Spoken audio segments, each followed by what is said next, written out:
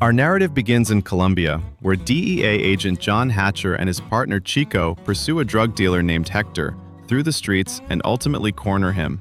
Did you see anybody? Did you talk to anyone? Look at me. Did you make a phone call?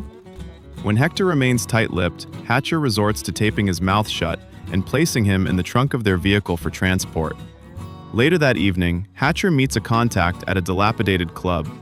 The contact guides them through a back room to another dealer, facilitating a plan to dismantle a cocaine trafficking operation concealed in a hidden location. Did you bring the green?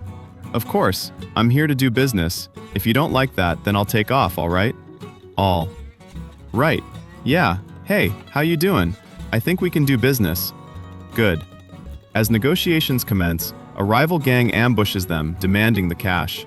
Little friend here is going to open you up a little bit, so you can tell us where the rest of the money is, huh? After subduing the assailants, a violent shootout ensues.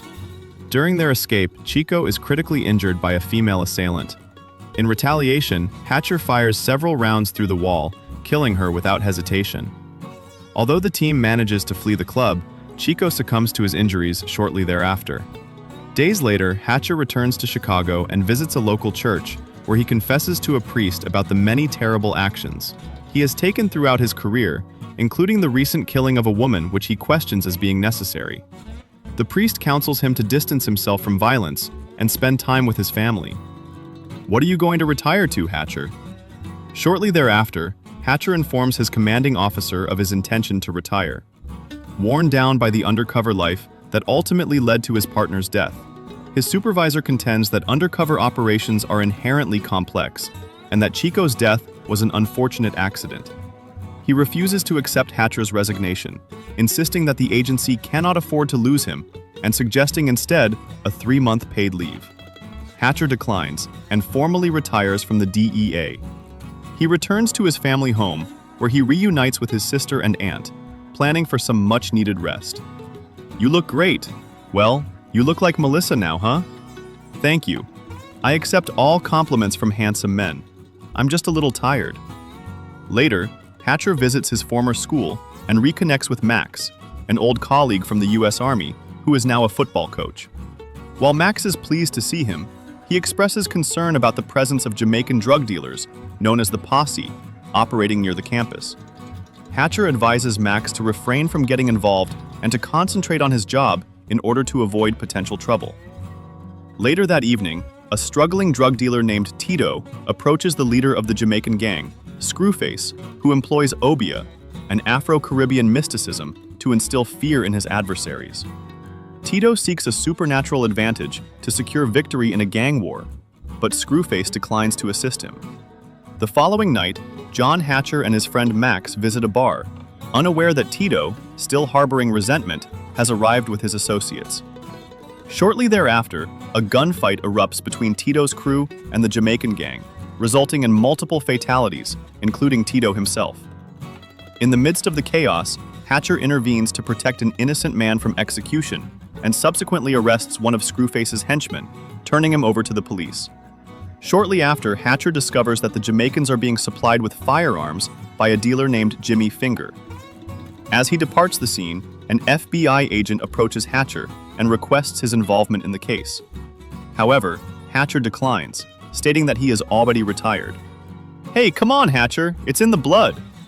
Local detectives uncover a chalked voodoo symbol at the crime scene, which is identified by Professor Leslie, working with Jamaican police investigator Charles as Screwface's mark.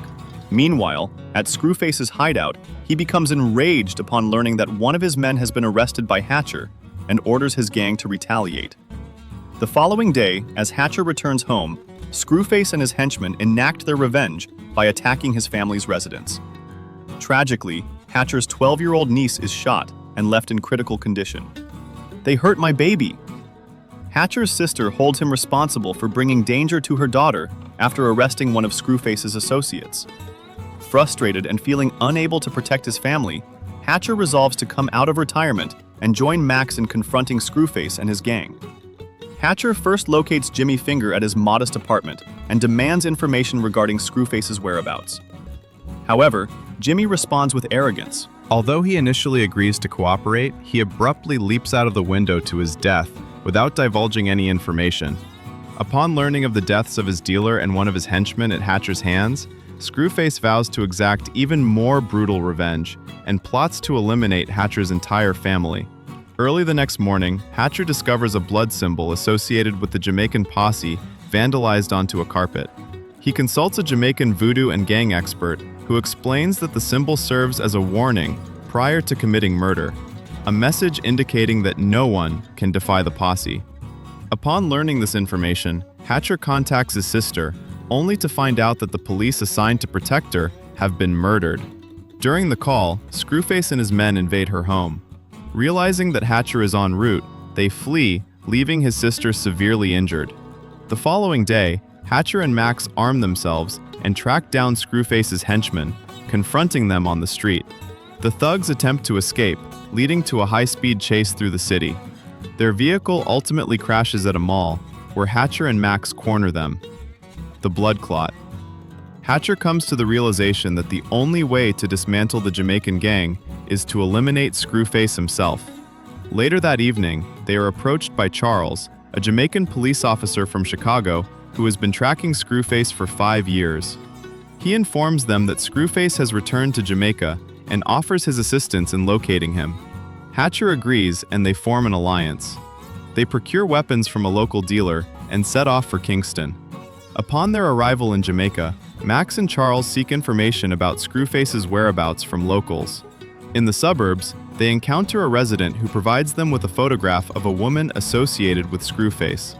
Hatcher meets her at a club, where she reveals the location of Screwface's mansion and hints at his secretive practices, suggesting he employs voodoo witchcraft that creates an illusion of possessing 2 heads and 4 eyes.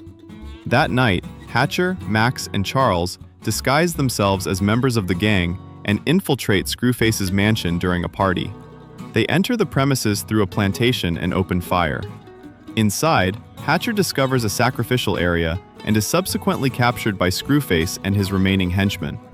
However, before they can complete their ritual, Hatcher breaks free and eliminates all of the henchmen before confronting Screwface. He subdues his opponent and beheads him. Believing Screwface to be dead, the team returns to Chicago. Hatcher presents Screwface's severed head to the Jamaican gang in an effort to drive them out of the city.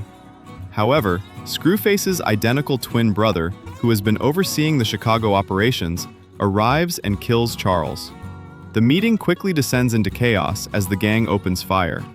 Hatcher manages to eliminate several gang members before confronting Screwface's brother in a sword fight. "You kill me, Bretta? No, you gonna wish he was dead." He ultimately defeats him by gouging out his eyes, breaking his back, and throwing him down an elevator shaft where he is impaled upon impact. Moments later, Hatcher carries Charles's body while Max limps alongside him, having been shot in the leg earlier. Thanks for watching. Please like and subscribe if you're new to our channel. You can support us by sending a gift or super thanks. We love you.